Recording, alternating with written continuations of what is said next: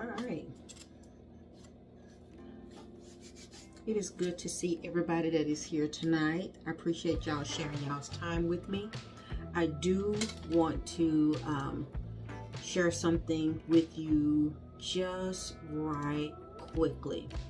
As I let everybody in right now, I am going to share just a little bit. Again, saying hello to everyone. Sharing just a little bit of what I learned today.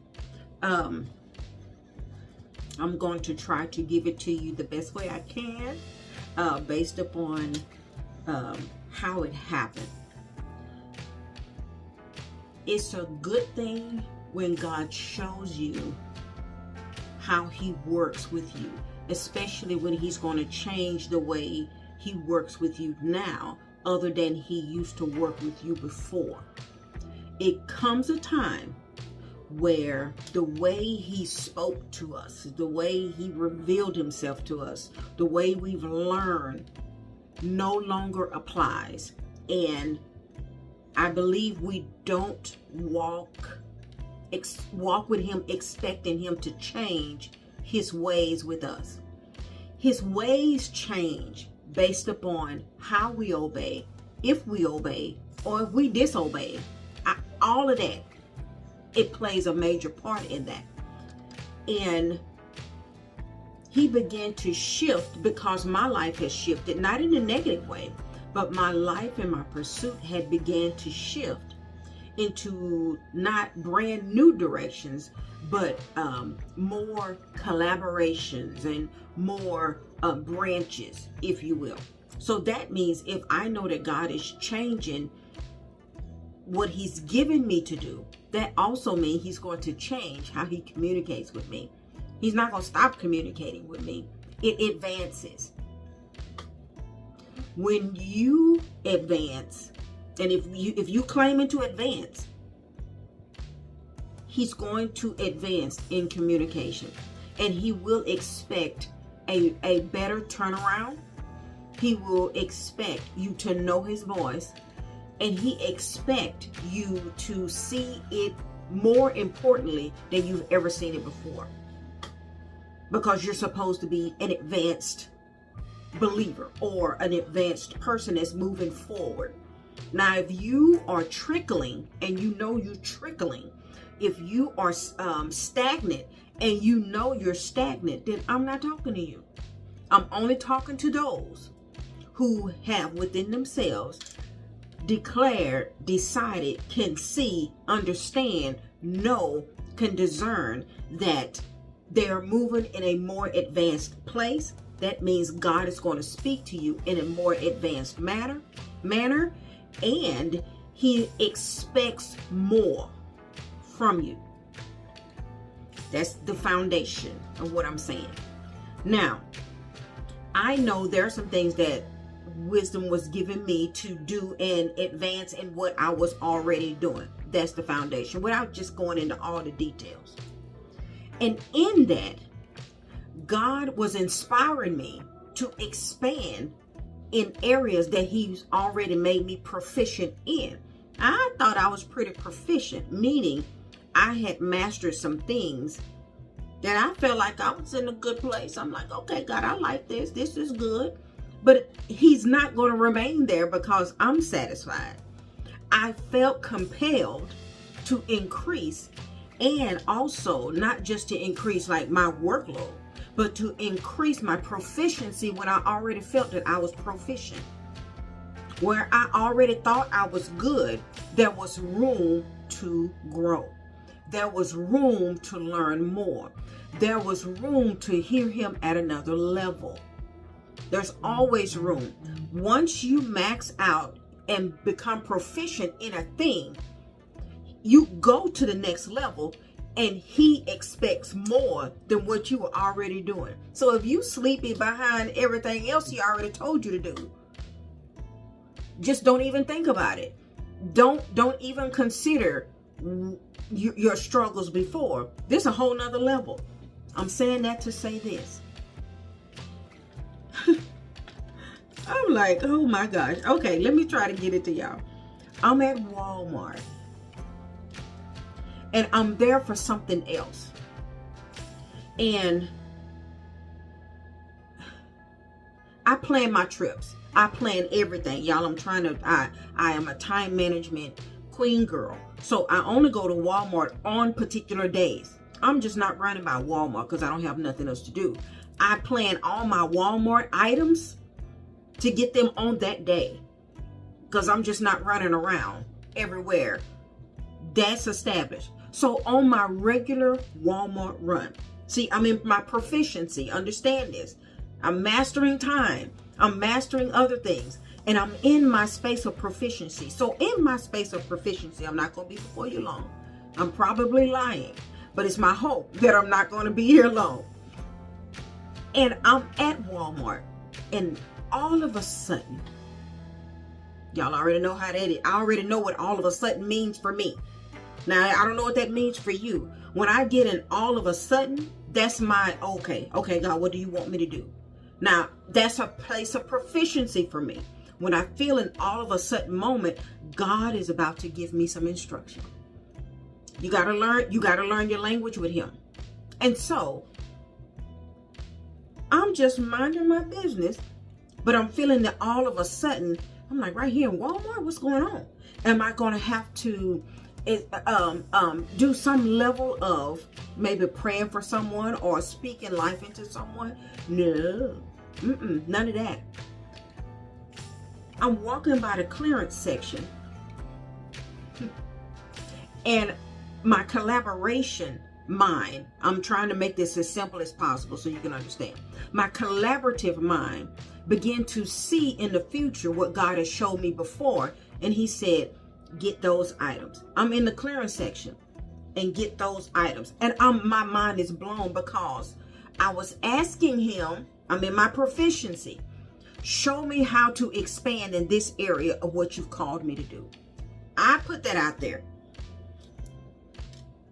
He said, buy this, buy this, buy this. Bridget, in her happy mind, thought, oh my goodness, I don't know if I brought money for that. This is me rationalizing. Hear me. This is me rationalizing my increase. I asked him for insight of how to do something. I'm minding my own business, and all of a sudden he said, now is the time to do it. Bridget didn't go to Walmart for that. I went to Walmart for my proficiency space. And so I'm prepared for what I think I'm prepared for.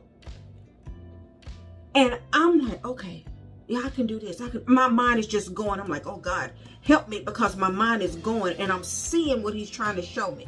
However, Bridget showed up. And I said, you know what? I'm going to get this is me being rational.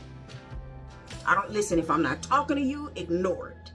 This is me being rational. I came for one thing, and he's shifting the trajectory and trying to level me up to another level of listening. Level me up to another level of listening. I'm not disobedient. I'm not proficient. He's trying to move me into another level of obedience to hear him and make a decision in the moment. This is what I learned after the fact. And I rationalize obeying him at another level. Who gonna check me? Ain't nobody here to check me in my proficiency by myself. Maybe that's not you. You've probably never been somewhere by yourself, and can't nobody check you when you battling. God, I know I'm hearing you tell me to do this, but I don't know if I ought to do that. I don't want to look crazy. I don't know if I want to do that because I don't know what they're going to say. You start rationalizing when you hear it clearly, another level of obedience. You rationalize it. When you begin to rationalize, and of course I'm not done with the story. When you begin to rationalize what you are clearly hearing that will level you up to another level of responsibility, you are clearly aware that you are disobeying. You are making a conscious choice. When you rationalize, don't you know that that's a form of disobedience? If you didn't know, you know today. I'm just giving you my story. And I said, you know what I can do? I'll do this and I'll do that. That's not what he said. I began to help him with what he told me to do. I said, you know what? Would it be a better idea, God? Big G, I'm going to give you something better than what you told me. What I'll do is I'll get some, and then I'm going to come back and I'm going to get that thing you told me to get, like right now. I'm going to come back and get that. I rationalized the obedience, and I didn't do nothing wrong. There was nothing wrong in what I did. What I did was rationalize his instruction. I changed the context. I changed the direction. I made it more minimal. I made it minimal to where I wasn't responsible at the level that he told me to do whatever it was he told me to do, which was get all of it, get all of that, and get all of that. That was him answering what I asked him. But I fixed it, didn't I though? Yes, I did. I went and I got my stuff I intended to do from what my plan was. I fulfilled my plan. And you know what I did to his? I cut it. That ain't you though. I know you would never do that. You would never cut what he told you to do. Or you would never replace what he said with what you want. That ain't you. I know that ain't your style. But you will listen, when your mind is made up of what you think you're going to do, and you don't level up to adjusting the plan in the moment, you miss. You miss. Hear me. You miss. You don't lose no money. You just miss it. I rationalized and came up with an alternative plan for him. I say, this is what I'm going to do for you, God, like I'm doing him a favor. Now, I'm not even thinking I'm doing this. I only knew this after the fact. Got my stuff. Easy peasy. No problem. No delay in all what I'm doing. I still never did what he asked me to do. There was no consequence. Hear me. Because you think nothing is going wrong don't mean you didn't disobey. You know when you disobey? Later. Not then, but later. Whatever the later is, you can't control that. I'm feeling like, man, I did half of what he told me to do. I'm going to go ahead on and whatever, I'm going to do this and then I'm going to do that because I'm in my lower level proficiency. What I was proficient in before does not fit the next level of obedience. So I was still walking in the last level of proficiency, which is better than most. But according to my obedience, it wasn't good enough. Say less. Went home. I hope y'all get something from this because I'm going to tell it anyway. Went home and I'm like, I intend to go back to Walmart and finish out. Listen, don't we have intentions to do what he asked us to do? And then life started happening. And then we make it like, God, if it was for me, this is what we do. I hope this is not you. If it's for me, it'll be there. If it's for me, it's going to be there. Instead of me saying, God, I didn't obey you, I pray that it's not gone. No, we fix it. We make it sound better. God, if it was for me, it'll be right there. That's a lie. Guess who said it? Bridget Yvette. Listen, I went back to get the thing that he told me to get the first time. Guess what? Gone.com. My whole inside sunk. And wisdom say, but I told you to get it all. So that means I would have needed to forfeit my plan and not get what I planned to buy at Walmart and swap it out for his plan and use the money for what I was going to get the thing he said. And if we went lacking behind some, whatever it is I needed to buy, so be it. That's the price that I would have needed to pay for the cause of obeying him. It sounds simple, but I felt that. Because when I went back and those things were not there and he answered what I asked for him. Now see, we ask God for insight, understanding, more connection to him. And then he put us in positions for that thing. And then we change the narrative. That's not you. I know you'd never do that. When it challenges us, we adjust it to fit our life so we don't look bad. We change it to make ourselves not look as disobedient or as ignorant as we are walking in. We fix it.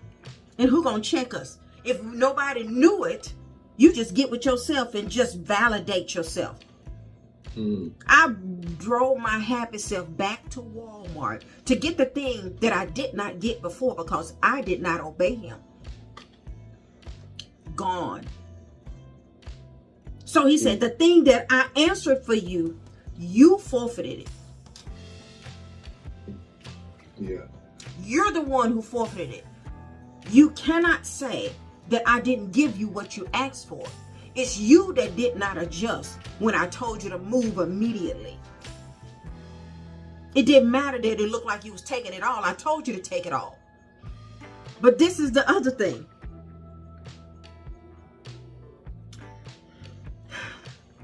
He wasn't only talking to me. He was talking to everybody else at the same time. If I think he only talking to me about my path, that means I think that he gonna hold it from me. He's not obligated to hold nothing from me when I'm walking in disobedience. He don't owe me nothing. And you know what? Because I didn't obey, you know what he told somebody else? Take it all. And you know what they did? Took it all. So, I'm saying this. If I would have. Now, this is the thing. It does not eradicate what he still have me to do. What it did do to me was cause me to have a slight bit of delay. I don't know how long this delay gonna happen. It's gonna cost me money, time, and energy because I didn't obey. Yeah. I did nothing wrong. But I did wrong by I didn't do anything that was right, wrong issue. What I didn't do is follow through when he told me to do it in the time without proof. I have proof now. Proof means disobedience. Hear me. When you want God to prove something to you, then you're telling him, I'm fixing to not do what you told me to do. I'm telling you, God, you're going to ask me to do something and I ain't going to do it. You know why? Because I need proof that I was supposed to do it. And that false proof proves to me that you was thinking about me. When what it should be is the total opposite. You should never have proof that God told you to do something. Its manifestation is different than proof. Manifestation and proof are not the same thing. So that means I don't have no manifestation of obeying God because I don't have a product. But I do have proof that I disobeyed. So many of us are walking in proof. My gosh. We walking in proof, but we're not walking in manifestation. They look the same. And if you and I are labeling our proof as manifestation, we harming our own selves. Yeah. Listen, manifestation has a multiplicity to it. Proof, I want y'all to see this for yourself. Proof that is like past tense of what God wanted.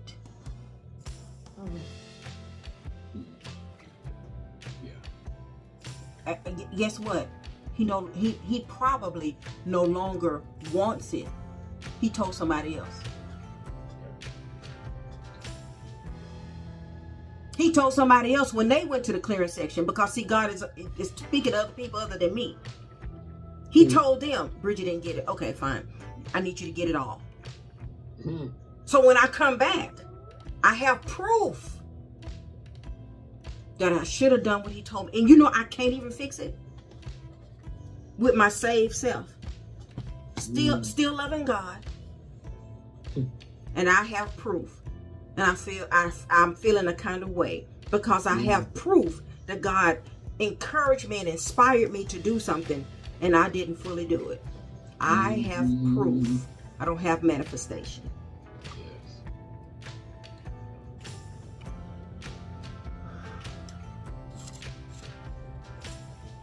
I hope today that you have more manifestation than you have proof. And I hope you no longer have proof in your life. I pray that you learn from my mistake. And that you, when God speaks to you, that you obey him, no matter what it look like, no matter how you feel, and don't fix it to fit your situation. Yes. Don't fix it. Don't fix it. Don't fix it. Yeah. Don't fix it. Don't make it right. Don't give yourself credit. Don't make yourself smarter. Don't give yourself kudos. No. Own it. I'm owning it. See, me doing this is my repentance in the open so other people can know. So I'm healing myself. It seems simple, but this is the simple thing that's preparing me for the big obediences. There are big obediences that's going to come to me. And I have to wait till the next time I'm in the front of the line, because now I got to get at the back of the line. I do. And so me admitting it and telling you, I'm freeing me. I'm learning what I needed to learn. You can rest assured, if he tell me again, and I know he will, because I understand testing. I know he will. I know how to test. I recognize a test. I should have heard that paper come out, pop. I should have heard that pencil hit the desk. I should have heard it. I should have heard it. I should have. I should have. So as I heal myself by telling y'all what happened, that I didn't have to tell nobody. And that's the thing about it. That's the thing. That's the whole thing. That is the entire thing. I could have went on my merry way, lived happily ever after, and you would have never been the wiser of the matter. But no, I'm telling you, this is the key to healing and moving forward and having a word, a true word, and a true heart, is to be able to learn from what God is showing you. Admit to what you've done and understand what you need to do the next time. You should have a plan after that. I have a plan. I have a plan because I feel that loss. Yeah. I feel it. Yeah. And you can, I think, because you can actually feel the loss, that you really had a real loss, and you can feel it by what you're saying. Yes. And I know you share all the time, but you can tell that this was a current thing. Yes. Happened.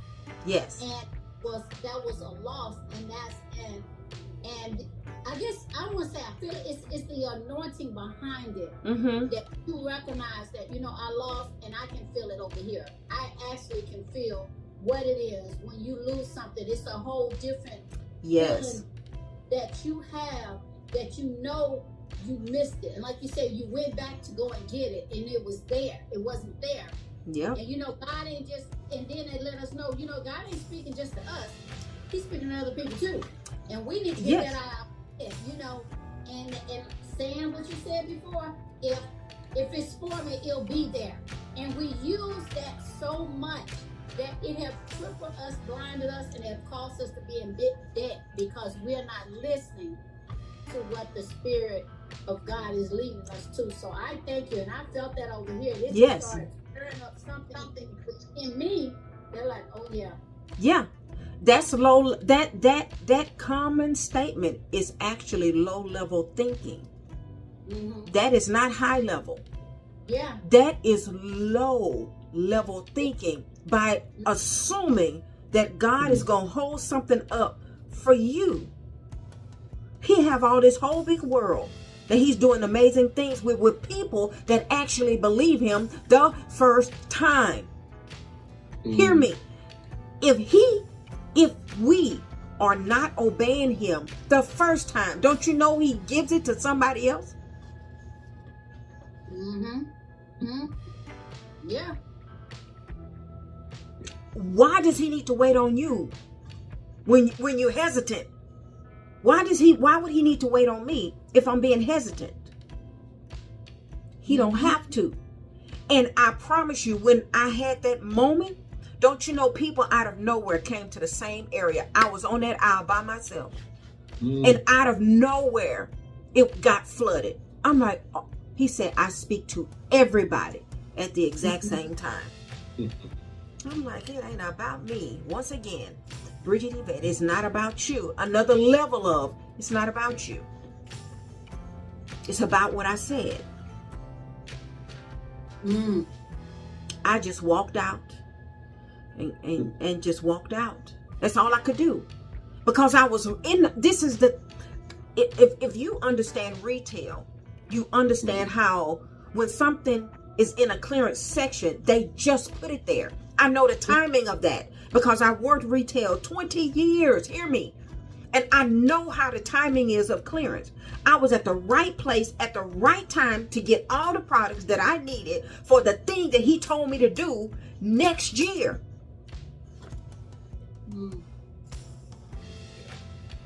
I was in the Kairos moment in that space. And I reworded it. Because I was in my old proficiency. Hear me.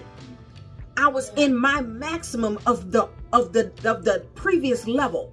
I'm not thinking this is a leveling up of obedience. If you do what I asked you to do right now, you're gonna be ready for the next level. And I can feel like I'm high. I can feel like I'm really walking in this thing. But for me as an individual, he said, you to max that out. I need to level you up. So I can't compare my life to anybody else's life. I can't say at least I can tell I'm doing, at least I can't even say that. It can't even come out my mouth. I can't even say what I've done, what I've accomplished, who I've seen, who I've spoken to, what God has done in my life. Not relevant. Not relevant. I can't say it. I'm not, okay. I got it. I still don't have what he told me, but I got it. I got the lesson. I learned the lesson. I'm going to free myself from the lesson because this is where we become uninspired in this space. When God inspires us, and I am going to get to the lesson, when God inspires us, instruction immediately follows within the active waiting. When he inspires us, instructions immediately follow. You remember I said out of nowhere, I became inspired. And so how do I wait for the next move? By doing something he's telling me to do while I'm waiting. I missed the waiting instruction. Wow. Right after I was inspired. So remember, this is what I'm learning. This is what I'm telling you. And I'm sharing it with you. When you are inspired to be, say, or do something, he immediately gives you instructions of what to do while you're waiting for the next move. So even though there's another step, there's active miniature steps before the next step. And when we don't obey the miniature waiting steps, like I need to serve something while I'm waiting for you to tell me the next move. I'm supposed to be actively doing something daily. Daily, I'm supposed to be actively doing something that says I'm waiting. I'm not sitting. I'm waiting while I'm working for the next step. If you are not waiting, meaning actively doing something every day toward the thing before the next step. Hear me, there's a step, active waiting, next step. Step, active waiting, next step. It's not one step, next step, next step. It's once you inspired, actively waiting for the next step. actively waiting for the next step. You can't sit still. You have to actually know what the active waiting looks like and what it's called and what you're doing. I should be able to say, Kathy, what you doing? Well, God got me doing this. What is your active waiting? What is that called? What are you doing? Well, I'm doing nothing. Right, because you're not being inspired. If you're not here, if you're not actively waiting, you're not inspired. Yeah. You've lost your inspiration because you've been inspired before. Yeah. It's not like you've never been inspired. Now look back over your life and look when you was excited and inspired and God gave you an idea. And then the air came out the balloon. What had happened was, after you were inspired, there was active waiting that you didn't do. And so the next step never came. You just look back over your life and you're going to see it. You were inspired and it fizzled out because you were not actively waiting. And so the Lord Jesus, I was inspired at Walmart. And I should have actively waited by did what he told me to do. And if I would have done what he told me to do, I would still be actively waiting to the next step.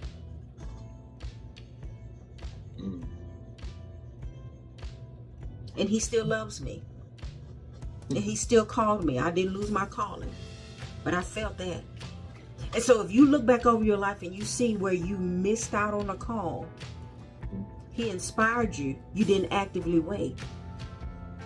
And you never got the next step. And so now you're uninspired with the thing you was inspired with before. Yes. I pray that y'all got something out of that on some level.